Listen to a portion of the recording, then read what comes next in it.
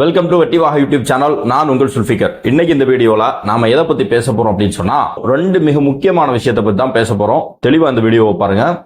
முதல் விஷயம் என்ன அப்படின்னு சொன்னா, முதல்வர் மு.க. ஸ்டாலின் அவர்கள் கலந்து கொள்ளக்கூடிய நிகழ்வு. இந்த நிகழ்ச்சிகள்ல தொடர்ந்து நேற்று முன்தினம் பாத்தீங்கன்னா ஒரு மக்கள் சந்திப்பு நடக்குது, ரோட் ஷோ நடக்குது. அங்க தமிழக வெற்றி கழகத்தை சேர்ந்தவர்கள் டிவிகே அப்படின்னு சொல்லி தமிழக வெற்றி கழகத்தை சார்ந்தவர்களா அல்லது தமிழக வெற்றி கழகத்தினுடைய ஆதரவாளர்களா அல்லது தளபதி அவர்களுடைய ரசிகர்களா அப்படிங்கிறது தெளிவா தெரியல. ஆனா அந்த கூட்டத்துல டிவிகே அப்படின்னு சொல்லி நம்முடைய சகோதரர்கள் கத்துறாங்க. அடுத்து பாத்தீங்கன்னா ஒரு இன்டோர் ப்ரோக்ராம், முதல்வர் அவர்கள் கலந்து கொள்ளக்கூடிய ஒரு கல்லூரி நிகழ்வு. அந்த நிகழ்வுல கலந்து கொண்ட மாணவர்கள் என்ன பண்ணாங்கன்னா, தளபதியினுடைய புகைப்படம் பொறித்த அந்த கொடி, புகைப்படம் பொறித்த அந்த கர்ச்சீப்பை எடுத்து காமிக்கிறாங்க. இது ஒரு பரபரப்பை தமிழ்நாட்டில் உருவாக்கி இருக்கிறது. இந்த செயல் உண்மையிலே சரிதானா அப்படிங்கிறத பத்தி இந்த வீடியோல நம்ம பேச போறோம். அடுத்து மிக முக்கியமான என்ன விஷயம் அப்படின்னா, நேற்றைய தினம் தினத்தந்தியில ஒரு பேட்டி, இந்தியாவுடைய உள்துறை அமைச்சர் அமித்ஷா அவரு கொடுத்த ஒரு பேட்டி அப்படின்னு சொல்லி ஒன்னு வெளியாச்சு. அது சம்பந்தமா பல செய்திகள் ஊடகங்கள்ல வெளியாச்சு. என்ன அப்படின்னா, தேர்தல் நெருங்கும் போது தவேக பாஜக தேசிய ஜனநாயக கூட்டணியில வரும் அப்படின்னு சொல்லி அமித்ஷா சொன்னார் அப்படின்னு சொல்லி ஒரு செய்தியை பரப்புறாங்க. அதை எடுத்து வச்சுக்கிட்டு இந்த திமுகவினுடைய அந்த அறிவாலய கழுதைகள் இருக்கிறார்கள் இல்லையா, அவங்க என்ன பண்றாங்கன்னா, பாத்தீங்களா தவேக பாஜகவோட கூட்டணி போக போகுது, இங்க பாருங்க அமித்ஷாவே சொல்லிட்டார் அப்படின்னு சொல்லி மறுபடியும் அதே பழைய நெரேட்டிவ், தவேக பாஜக கூட்டணி அப்படிங்கிற ஒரு விஷயத்தை இவங்க பண்ணிட்டு இருக்கிறாங்க. இந்த ரெண்டு விஷயத்தை பத்தி இந்த வீடியோல தெளிவா பேச இருக்கிறோம். இந்த வெட்டிவாக யூடியூப் சேனலை சப்ஸ்கிரைப் பண்ணாம பாக்குறவங்க சப்ஸ்கிரைப் பண்ணிக்கோங்க, பெல் பட்டனை கிளிக் பண்ணி வச்சுக்கோங்க. அப்பதான் நம்ம அடுத்தடுத்து போடக்கூடிய வீடியோக்கள் உங்களுக்கு நோட்டிபிகேஷன்ல வரும். சோ முதல் விஷயம் என்ன அப்படின்னா, இந்த முதல்வர் கலந்து கொள்ளக்கூடிய இந்த நிகழ்வுல அவர்கள் பேரணி ஆகட்டும் அல்லது ரோட் ஷோ ஆகட்டும் அல்லது இன்டோர் ப்ரோக்ராம் ஆகட்டும் கருத்தரங்கம் ஆகட்டும், எந்த நிகழ்வு நடந்தாலும் அங்க தமிழக வெற்றி கழகத்தை சேர்ந்தவர்கள் போய் தவேக டிவிகே அப்படின்னு சொல்லி கத்துறது, புகைப்படத்தை எடுத்து காமிக்கிறது, கொடி எடுத்து காமிக்கிறது, இந்த நிகழ்வு தொடர்ந்து நடைபெறுது. தவேகால இரண்டு தரப்பிலான மக்கள் இருக்கிறார்கள். ஒண்ணு என்ன அப்படின்னா, கட்சிக்கு உள்ள உறுப்பினராக இணைந்து கட்சியினுடைய நிர்வாக மட்டத்துல பொறுப்புகளை வாங்கி அல்லது உறுப்பினராக இருந்து தொடர்ந்து மக்கள் பணியை களத்துல செய்யக்கூடிய கட்சியினுடைய நேரடி தொண்டர்களாக இருக்கிறார்கள். இன்னொருத்தங்க என்ன அப்படின்னு சொன்னா, கட்சியினுடைய ஆதரவாளராக தளபதியினுடைய ரசிகர்களாக ஒரு கூட்டம் இருக்குது.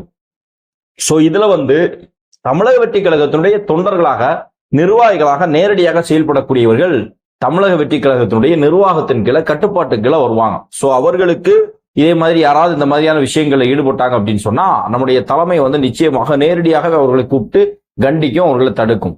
ஆனா இன்னொரு தரப்பு இருக்குது இல்லையா, இந்த ஆதரவாளர்கள் அப்படின்னு சொல்லி இவங்க எல்லா இடத்திலையுமே நிறைந்திருக்கிறார். இந்த நிகழ்வுகள் குறிப்பாக முதல்வர் கலந்து கொள்ளக்கூடிய நிகழ்வுல இந்த மாதிரி போய் கோஷம் போடுறது, இந்த மாதிரி விஷயங்களை அந்த போட்டோ எடுத்து காமிக்கிறது, இது பொதுவாக முதல்வர் கலந்து கொள்ளக்கூடிய நிகழ்வுகள் இல்ல. இதற்கு முன்பாக பல கல்லூரி நிகழ்வுகள், கல்லூரியில கல்ச்சரல்ஸ் ப்ரோக்ராம் நடக்கும்போது, ஆண்டு விழாக்கள் நடக்கும்போது தொடர்ந்து இதே மாதிரி அந்தந்த கல்லூரிகள்ல தளபதியினுடைய புகைப்படங்களை எடுத்து காமிக்கிறது, கொடி எடுத்து காமிக்கிறது, தமிழக வெற்றி கழகத்துடைய பாடல்களை இசைத்து அதுக்கு பாடல் நடனம் ஆடுறது, இந்த மாதிரி தொடர்ந்து செயல்கள் நடந்து கொண்டே இருக்கிறது. இது தளபதி மேலையும் தமிழக வெற்றி கழகத்தின் மேலையும் ஒரு அளவில்லாத அன்பு கொண்டிருக்கக்கூடிய ரசிகர்கள் செய்யக்கூடிய வேலை. இந்த விஷயத்த தமிழக வெற்றி கழகம் வேணும்னே திட்டமிட்டு இந்த மாதிரி செய்யுங்க அப்படின்னு சொல்லி யாருக்குமே எந்த விதமான அஜெண்டாவோ நம்ம கொடுக்கல. அது ரசிகர்கள் இயல்பாக செய்யறது. இதை கூட நம்ம அவாய்ட் பண்ணணும் அப்படின்னு தான் சொல்றோம். தளபதியினுடைய ரசிகர்கள், தளபதியினுடைய ஆதரவாளர்கள் உலகமெங்கும் நிறைஞ்சிருக்கிறார்கள், எல்லா இடத்துலயும் இருக்கிறாங்க. திமுகக்குள்ளே இருக்கிறாங்க, அதிமுகக்குள்ளே இருக்கிறாங்க தளபதியினுடைய ரசிகர்கள். அப்படி இருக்கக்கூடிய பட்சத்துல அவர்கள் அன்பை வெளிப்படுத்துறது இயல்பானது. ஆனா முடிந்த அளவுக்கு அதை தவிர்க்கணும் அப்படின்னு சொல்றோம். அதுலயும் குறிப்பாக இந்த திராவிட முன்னேற்ற கழகத்தினுடைய தலைவர்கள் அவர்கள் பங்கு கொள்ளக்கூடிய நிகழ்வு, முதல்வர் பங்கு கொள்ளக்கூடிய நிகழ்வுல இந்த மாதிரியான விஷயங்களை நம்ம நிச்சயமாக தவிர்த்தே ஆகணும். இதை எந்த இடத்துலயுமே நம்ம சப்போர்ட் பண்ணவே முடியாது. ஏன் அப்படின்னு சொன்னா, இது சாதாரணமா ஒரு கல்லூரிக்குள்ள நீங்க இந்த மாதிரி செய்யறீங்க அப்படின்னு சொன்னா, அது அந்த கல்லூரி வளாகத்துக்குள்ள அதோட முடிஞ்சு போயிடும், அது சாதாரண விஷயமா போயிடும். ஆனா இன்னொரு கட்சியினுடைய நிகழ்ச்சி அல்லது இதே மாதிரி முதல்வர் கலந்து கொள்ளக்கூடிய நிகழ்ச்சியில இது செய்யறது நிச்சயமாக அதனுடைய பின்விளைவுகள் வேற மாதிரி இருக்கும். காவல்துறை நடவடிக்கை எடுக்கும் அப்படிங்கிறத நான் சொல்லல, அது வேற விஷயம். இப்ப கடைசியா கூட இந்த மாணவர்கள் அவங்க வந்து செஞ்சதுக்கு காவல்துறை கூப்பிட்டு விசாரிச்சிருக்கு. அதெல்லாம் வந்து ரொம்ப ஓவர். அது வந்து இயல்பாவே வந்து கொஞ்சம் அளப்பரிய அன்புனால அவங்க செய்யறாங்க. ஒண்ணு அது எதை வெளிப்படுத்துதுன்னா, எல்லா இடத்துலயும் இருக்கிறாங்க. முதல்வருடைய நிகழ்ச்சிக்கு விருப்பமே இல்லாமல் மாணவர்கள் அங்க வர வைக்கிறாங்க அப்படிங்கிற ஒரு விஷயத்த அங்க வெளிப்படுது. அந்த ஒரு உண்மையை வந்து திமுகவும் புரிந்து கொள்ள வேண்டும், முதல்வரும் புரிந்து கொள்ள வேண்டும். ஒரு விஷயம் மிக முக்கியமா இந்த விஷயத்துல நம்ம சொல்ல வர்றது என்னன்னா, தளபதியினுடைய ஆதரவாளர்களாக இருக்கக்கூடியவர்கள் இந்த மாதிரி விஷயங்களை அவாய்ட் பண்ணுங்க. ஏன்னா இது வேற மாதிரி பிரச்சனைகளை கொண்டு வரும். நிச்சயமாக அங்க திமுகவுடைய ஆதரவாளர்கள் இருப்பார்கள், அவரை பின்பற்றக்கூடியவர்கள் இருப்பார்கள். இப்ப அந்த நிகழ்ச்சியில போய் நாம போய் நின்று டிவி கேன் கத்துறதோ, அந்த புகைப்படத்தை எடுத்து காமிக்கிறதோ, அது வேற மாதிரியான சில பிரச்சனைகளை உருவாக்க வாய்ப்பு இருக்கு. உதாரணமா இப்ப நம்ம கட்சி நடத்துறோம், நம்ம நிகழ்ச்சி நடத்துறோம், நம்ம நிகழ்ச்சிக்குள்ள ஒருத்தர் புகுந்து மு.க. ஸ்டாலினுடைய புகைப்படத்தை காமிக்கிறதோ, அல்லது மு.க. ஸ்டாலின் சொல்லி கத்துறதோ, அல்லது டிஎம்கே சொல்லி கத்துனாலோ, அது எப்படிப்பட்ட உணர்வை நமக்கு ஏற்படுத்தும். அதே மாதிரி ஒரு உணர்வு அவர்களுக்கு ஏற்படுத்தும் இல்லையா? எல்லாருமே மனிதர்கள் தானே. நம்ம ஒரு அரசியல் களத்துல அரசியல் டீசெண்டா பாலிடிக்ஸ் பண்ணணும் அப்படின்னு சொல்றோம். அப்ப நம்ம இந்த மாதிரியான விஷயங்கள்ல போய் இந்த மாதிரியான வேலைகளை செய்யறதை விட்டுக்கிட்டு மக்களை சந்தியுங்க, மக்களுக்கு நம்முடைய கட்சியினுடைய கொள்கைகளை எடுத்து செல்லுங்கள், மக்களுடைய பிரச்சனைகளை என்னன்னு பாருங்க, அந்த பிரச்சனைகளுக்கு தீர்வு என்ன அப்படிங்கறத யோசிங்க. அதற்கு ஏதாவது அரசு அதிகாரிகளை பார்க்கணும்னா அதை பாருங்க. மக்கள் தினம் தினம் துன்பத்தில் இருக்கிறார்கள், அவர்களுக்கு தேவையான உதவிகள் செய்வதில் நம்முடைய நேரத்தையும் நம்முடைய காலத்தையும் வந்து செலவிடணும். அதற்கு முயற்சி செய்யுங்கள். அப்படித்தான் நம்ம மக்கள் மத்தியில பப்ளிசிட்டி ஆக வேண்டியிருக்கு. தாவேகாவை சேர்ந்த ஒருவர் அல்லது தாவேகாவுடைய ஆதரவாளர் ஒருவர் அப்படின்னு சொன்னா அவர் மக்களுக்காக உழைக்கக்கூடியவர். அந்த அடிப்படையில் தான் மக்களுடைய மனசுல வந்து அவர் இடம் பெறணும் அப்படிங்கிறத ஒவ்வொருவரும் உங்களுடைய மனசுல நிலைநிறுத்திக் கொள்ளுங்கள். இந்த மாதிரியான பிரச்சனைகளை வந்து மேக்சிமம் அவாய்ட் பண்ணுங்க. அடுத்தவர்களுடைய நிகழ்ச்சிகள்ல ஒருவேளை நீங்கள் கட்டாயப்படுத்தி அங்க போய் கலந்து கொள்வதற்கான வாய்ப்பு இருந்தா கூட நீங்க இந்த மாதிரியான விஷயங்களை செய்யாதீங்க. திமுகவும் சரி, முதல்வருடைய நிகழ்ச்சியிலையும் வரக்கூடிய யாருமே வந்து சொந்த விருப்பத்துல வர்றது கிடையாது. பொதுமக்களுக்கு கூட காசு கொடுத்து தான் கூட்டிட்டு வராங்க. இன்னும் சொல்ல போனா கட்சிக்காரனுக்கு கூட கோட்டரும் கோழி பிரியாணியும் கொடுத்து கூட்டு வரக்கூடிய நிலைமையில தான் திமுக இருக்குது. அது எல்லாருக்குமே தெரியும். இதை புதுசா நம்ம வெளிப்படுத்த வேண்டிய அவசியம் கிடையாது. ஆனா நம்முடைய சகோதரர்கள் அங்க போய் நீங்க இதை பண்ணாதீங்க. ஏன்னா இதை பயன்படுத்தி இதே மாதிரி நாளைக்கு திமுக காரனே வேஷம் போட்டு, திமுக காரனே கழுத்துல ஒரு துண்டை போட்டுக்கிட்டு ஏதாவது அசம்பாவித செயல்கள் தாவேகாவுடைய பேர்ல செஞ்சு அதன் மூலமாக தமிழக வெற்றி கழகத்தினருக்கு கெட்ட பேர் ஏற்படுத்துறதுக்கு தயாராக இருக்கிறாங்க. நீங்க ஏற்கனவே பார்த்திருப்பீங்க, திமுக காரனே தன்னை தாவேகா கட்சியை சேர்ந்தவர் சொல்லி திமுகவே சேர்ந்தவரே திமுக சேரக்கூடிய நிகழ்வுகள் நடைபெற்றது. சரியா? 10 நாளைக்கு முன்னாடி கட்சியில வேணும்னே சேர்ந்துக்கிட்டு எந்த விதமான பொறுப்பு பதவி எதுலையுமே இல்லாம தன்னுடைய தோல்ல வந்து தாவேகாவுடைய துண்டை போட்டுக்கிட்டு கத்தி எடுத்து மிரட்டி அதன் மூலமாக தாவேகாவுக்கு கெட்ட பேர் ஏற்படுத்தக்கூடிய ஒரு வேலையை பார்க்கிறாங்க. இந்த மாதிரி தொடர்ந்து நமக்கு எதிராக சதி செயல்கள் நடந்து கொண்டிருக்கக்கூடிய சூழலில் தாவேகாவை சேர்ந்தவர்கள் ரொம்ப கவனமாக இருக்கணும். அல்லது தாவேகாவுடைய ஆதரவாளர்கள், தளபதியினுடைய ரசிகர்கள் ரொம்ப கவனமாக இருக்கணும். இந்த மாதிரியான பொது நிகழ்ச்சிகள்ல கலந்து கொள்ளும் போது நீங்க தாவேகாவையோ தாவேகாவுடைய அடையாளத்தையோ தளபதியினுடைய புகைப்படத்தையோ அடையாளப்படுத்த வேண்டிய எந்த அவசியம் கிடையாது. ஆல்ரெடி தமிழ்நாட்டில் இருக்கக்கூடிய ஒவ்வொரு வீட்டிலையும் தளபதியினுடைய முகம் போய் சேர்ந்தாச்சு, தளபதியினுடைய கட்சி போய் சேர்ந்தாச்சு, தளபதியுடைய கொள்கைகளும் தளபதியுடைய கோட்பாடுகளும் தளபதியுடைய சேவையும் போய் சேர்ந்திருக்கக்கூடிய நேரத்துல இந்த மாதிரியான வேலைகள் நமக்கு நிச்சயமாக தேவையில்லை அன்பு சகோதரர்கள். அப்படிங்கிறத உங்களிடம் ஒரு அண்ணனாக என்னுடைய இந்த கோரிக்கையை வைத்துக்கொண்டு, அடுத்தபடியாக என்ன அப்படின்னா, 2வது விஷயமா நம்முடைய அமித்ஷா, உள்துறை அமைச்சர் அமித்ஷா அவர்கள் நேற்று பேட்டி கொடுத்ததாக தாவேகாவும் பாஜகவோடு இணையும் அப்படின்னு சொல்லி அவர் சொன்னதாக ஒரு செய்தியை வந்து எல்லா ஊடகங்களும் பரப்பியது. குறிப்பாக அறிவாலய கழுதைகள் வந்து பரப்புனாங்க. சோ அந்த விஷயம் என்ன அப்படின்னு சொன்னா, அதற்கான விளக்கத்தை வந்து அண்ணன் ராஜ்மோகன் ஏற்கனவே கொடுத்துட்டாங்க. இருந்தாலும் நம்ம ஒரு விஷயத்தை சொல்லிடுவோம். அது தினத்தந்தி பத்திரிகைக்கு அவரு டைரக்டா கொடுத்த பேட்டி. அந்த பேட்டியில அவரிடம் கேள்வி கேட்கப்படுகிறது, தாவேகா உங்க கூட்டணியில வருமா அப்படின்ட்டு. அது அந்த பத்திரிகை ரிப்போர்ட்டர் அந்த வார்த்தை கேள்வி கேட்கிறார். கேள்வி கேட்கும்போது பதில் என்ன வரும்? இப்போ உதாரணமா தாவேகாவுடைய தலைவரிடம் ஒரு பேட்டி எடுக்கப்படுகிறது, அல்லது பொதுச் செயலாளரிடம் ஒரு பேட்டி எடுக்கிறாங்க, அல்லது என்கிட்ட ஒரு கேள்வி கேட்கிறாங்க. சரிங்களா? அப்போ வந்து ஒரு தமிழ்நாட்டில் ஒரு சின்ன ஒரு கட்சி, அந்த கட்சி பாஜக கூட்டணியில இல்ல, திமுக கூட்டணியில இல்ல, அல்லது இருக்கலாம், மேபி அவங்க கூட நீங்க கூட்டணி வைப்பீங்களா, அவர்கள் உங்களோடு வருவார்களான்னு கேட்கும்போது அது தேர்தல் நெருங்கும் போது அது முடிவு எடுக்கப்படும். தேர்தல் நெருங்கும் போது வரலாம், வராமலும் இருக்கலாம் அப்படிங்கிற பதில் தானே சொல்லுவாங்க. அதே மாதிரி ஒரு பதில் அவர் சொல்லி இருக்கிறாரு. அதுல எங்கேயுமே விஜய் அப்படிங்கிற பேரு கூட அவர் மென்ஷன் பண்ணல. நெறியாளர் கேட்ட கேள்விக்கு தாவேகா உங்களோடு வருவாங்களான்னு கேட்டா தேர்தல் நெருங்கும் போது அந்த முடிவுகள் வரலாம் அப்படிங்கிற ஒரு வார்த்தையை சொல்லி இருக்கிறார். ஒண்ணு இங்க மிக முக்கியமாக நம்ம சொல்ல வேண்டிய விஷயம் என்னன்னா, இந்த செய்தி மிகப்பெரிய அளவுல பூதாகரமா அபிஷா இப்படி ஒரு பேட்டி கொடுத்ததே யாருக்குமே தெரியாது. ஆனா தளபதி விஜய் அவரோடு கூட்டணியில் இணைவார்களா அப்படிங்கிற ஒரு ஹிண்ட்ஸ் அப்படிங்கிற ஒரு செய்தி மட்டும்தான் ஹைலைட் பண்ணி அதுக்கப்புறம் தான் அமித்ஷா இப்படி ஒரு பேட்டி கொடுத்திருக்கிறாருன்னு எல்லா இடத்துக்கும் தெரிய வருது. அப்ப என்ன மேட்டர் அப்படின்னா, இன்னைக்கு தமிழ்நாட்டுல ஒரு செய்தி வியாபாரம் ஆகுது அப்படின்னா தளபதியினுடைய பெயரோ தாவேக்காவுடைய பெயரோ இருந்துச்சுன்னு சொன்னா அந்த செய்தி போய் சேரும். அப்ப எந்த ஒரு செய்தியாக இருந்தாலும் அதுல எதையாவது ஒரு இடத்துல தளபதி அவர்களையும் தாவேக்காவை இன்க்ளூட் பண்ணணும் அப்படிங்கிறது இந்த மீடியாக்களுடைய ஒரு டாக்டிஸா இருக்குது.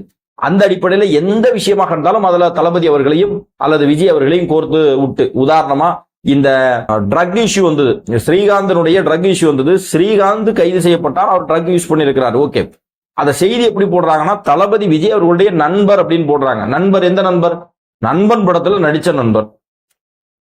அப்போ தளபதி விஜய் அப்படின்னு சொல்லி ஒரு, அதாவது தாவேகா தலைவர் விஜய் அப்படின்னு சொல்லி சொன்னா அந்த செய்தி ரீச் ஆகும். அதே மாதிரி மூன்றெழுத்து நடிகர் எப்படின்னு சொல்லியே இந்த மீடியாக்கள் வந்து முழுக்க முழுக்க திமுகவுடைய கட்டுப்பாட்டில் தான் இருக்கு.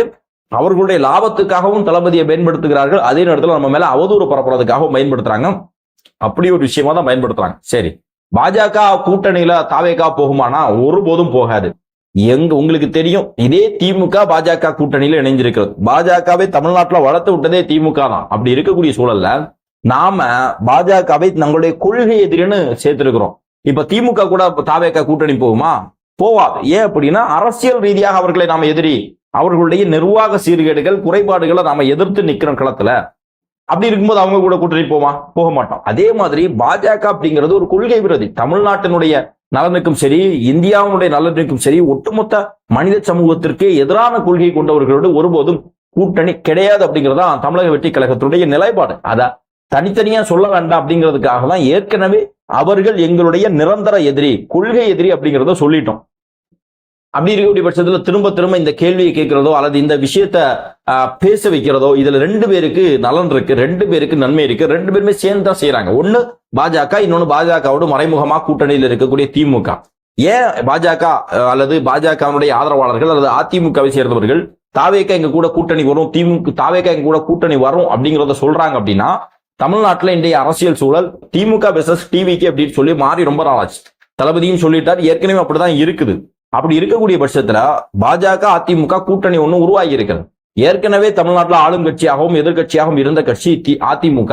ஆனா இன்னைக்கு அந்த அளவுக்கு மக்கள் மத்தியில பேசப்படக்கூடிய ஒரு மக்களால் ஈர்க்கப்படக்கூடிய ஒரு இடத்துல இல்ல. அப்ப இன்னைக்கு திமுகவுடைய நேர் எதிராக தாவேகா இருக்குது அப்படிங்கிறதுனால மக்களுடைய சாய்ஸ் முழுக்க தாவேகாவில தான் இருக்குது. திமுகவுடைய எதிர்வாக்குகள் அத்தனையுமே தாவேகாவை தான் நம்பி இருக்கிறது. இப்படி இருக்கக்கூடிய சூழல்ல வந்து இல்ல தாவேகாவே எங்க கூட்டணியில வரலாம், நாங்க தான் இரண்டாவது இடத்துல இருக்கிறோம் அப்படிங்கிற ஒரு கதையை வந்து இவங்க தொடர்ந்து கிளப்பிக்கிட்டு இருக்கிறது. எப்படியாவது திமுகவுக்கு நேரடியாக அதிமுக பாஜக கூட்டணி இருக்குது அப்படிங்கிறத உருவாக்குவதற்கான ஒரு மறைமுகமான செயல் திட்டம் தான்.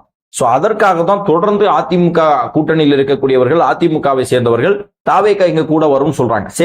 சரி, திமுகவும் ஏன் இதே விஷயத்தை வந்து வெளிப்படுத்துறாங்க அப்படின்னு சொன்னா அவங்களுக்கு இதுல ரெண்டு நன்மை இருக்கு. ஒண்ணு என்ன அப்படின்னா, திமுகவுக்கு நேரெதிராக தாவேகா இருக்குது அப்படிங்கிறத அவங்களால ஏற்றுக்கொள்ளவே முடியல. ஏன் அப்படின்னு சொன்னா, திமுக ஓட் பேங்கா இருந்தவங்க அத்தனை பேருமே இன்றைக்கு தமிழக வெற்றி கழகத்தை ஆதரிக்கிறாங்க. இது வந்து இவர்களுக்கு ஒரு மிகப்பெரிய பேரிழப்பாக இருக்கிறது. இது ஒரு விஷயம். ரெண்டாவது என்ன அப்படின்னா, தாவேகாவை எப்படியாவது பாஜக கூட்டணியில இவங்க இருக்கிறாங்க, பாஜகவோடு போயிருவாங்க அப்படிங்கிற ஒரு பொய்யான செய்தியை தொடர்ந்து நம்ம கட்டமைச்சுக்கிட்டே இருந்தோம் அப்படின்னு சொன்னா, இந்த சிறுபான்மை சமூகத்தினுடைய வாக்குகள் பாஜகவிற்கு எதிராக இருக்கக்கூடிய பாஜகவுடைய கொள்கை கோட்பாடுகளுக்கு தமிழகம் எப்பவுமே எதிராக இருந்திருக்கிறது.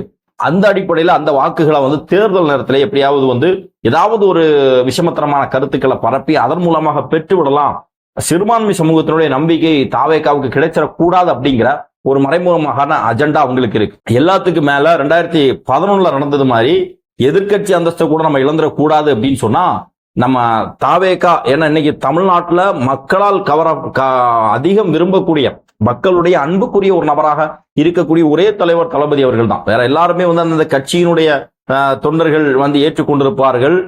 அதிமுக அப்படிப்பட்ட தலைவர்களே கிடையாது. அப்படி இருக்கக்கூடிய சூழல்ல மக்கள் விரும்பக்கூடிய, மக்கள் நேசிக்கக்கூடிய ஒரு தலைவராக தளபதி அவர்கள் இருக்கிறார் அப்படின்னு சொன்னா 2026 களம் மட்டுமல்ல, தொடர்ந்து தமிழ்நாட்டு அரசியல்ல வந்து மக்களுடைய அன்புக்குரிய, அதாவது எம்ஜிஆர் மாதிரி மக்கள் செல்வாக்கோடு தளபதி அவர்கள் வந்தாங்க அப்படின்னு சொன்னா அது நிச்சயமாக திமுகவுக்கு பாதிப்பு அப்படிங்கறத திமுக நல்லாவே உணர்ந்திருக்கு. அதன் காரணமா தான் தாவேக்காவுடைய வளர்ச்சியை எந்த இடத்துலயுமே வளர்ந்துடக்கூடாது அப்படின்னு சொல்லிட்டு தொடர்ந்து முயற்சி செய்து இந்த பத்திரிகைகளை கையில வச்சுக்கிட்டு இந்த சோகால்டு ஜேர்னலிஸ்ட் சொல்லக்கூடிய பத்திரிகையாளர்கள், அரசியல் விமர்சகர்கள், இந்த மாதிரி வாடகைக்கு விட்டு பிழைக்கக்கூடியவர்கள், அறிவாலய கழுதைகளை வச்சுக்கிட்டு நம்ம மேல தொடர்ந்து விமர்சனங்களை செஞ்சே வருகிறார்கள், அவதூறுகளை பரப்பி வருகிறார்கள்.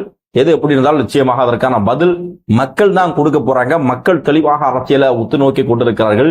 யாருடைய கொள்கை எப்படி இருக்கிறது, யார் மறைமுகமாக கூட்டணி வைத்திருக்கிறார்கள் அப்படி எல்லாம் உங்களுக்கு எல்லாருக்குமே தெரியும். நேற்றைக்கு கூட பாருங்க, பெங்களூர்ல நீதிமன்றத்துல போய் அந்த ஜாமீனை துணை முதல்வர் உதயநிதி ஸ்டாலின் வாங்கியிருக்கிறார். இது எந்த செய்தி சேனல்ல தமிழ்நாட்டில் வந்துச்சா?